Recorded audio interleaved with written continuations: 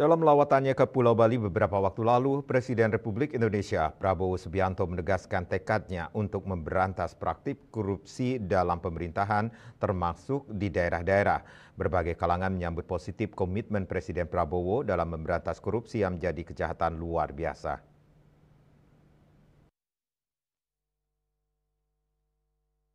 Seperti diketahui, Presiden Prabowo Subianto akan melakukan bersih-bersih terhadap para koruptor. Menanggapi hal tersebut, akademisi IPUTU Tunis Sukabawalandra sangat setuju atas komitmen dilontarkan oleh Presiden Prabowo Subianto yang akan melakukan bersih-bersih terhadap korupsi di Indonesia.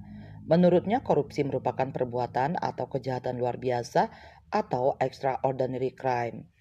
Oleh karena itu, tindakan korupsi ini harus diberantas. Pihaknya pun sangat optimis di bawah kepemimpinan Presiden Prabowo Indonesia mampu memberantas korupsi. Namun pihaknya juga berharap agar implementasi penegakan hukum korupsi harus objektif, jangan sampai tebang pilih. Ya, saya sangat optimis, ya, karena tentu kita melihat dari karakter leadership dari Bapak Presiden, ya.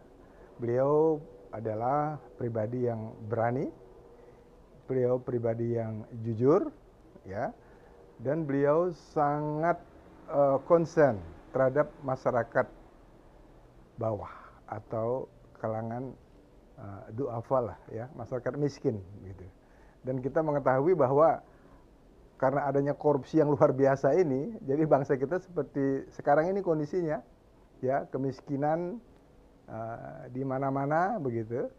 Jadi saya sangat optimis dengan Bapak Presiden karena beliau memiliki karakter yang berani. Jadi memang korupsi ini sudah di mana-mana, baik di eksekutif, yudikatif, legislatif, dan Bapak Presiden sudah warning, ya, akan perang melawan korupsi. Jadi saya sangat sependapat.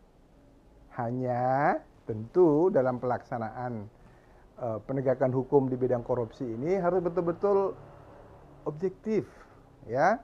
Jangan kemudian menegakkan hukum tebang pilih misalnya, ya. Tunis Sakabawalandra juga mendorong Presiden Prabowo bersama seluruh anggota DPR RI untuk segera mengesahkan Undang-Undang Perampasan Aset. Dengan pengesahan undang-undang ini akan memberikan efek jera bagi para koruptor. Andika, Bali TV.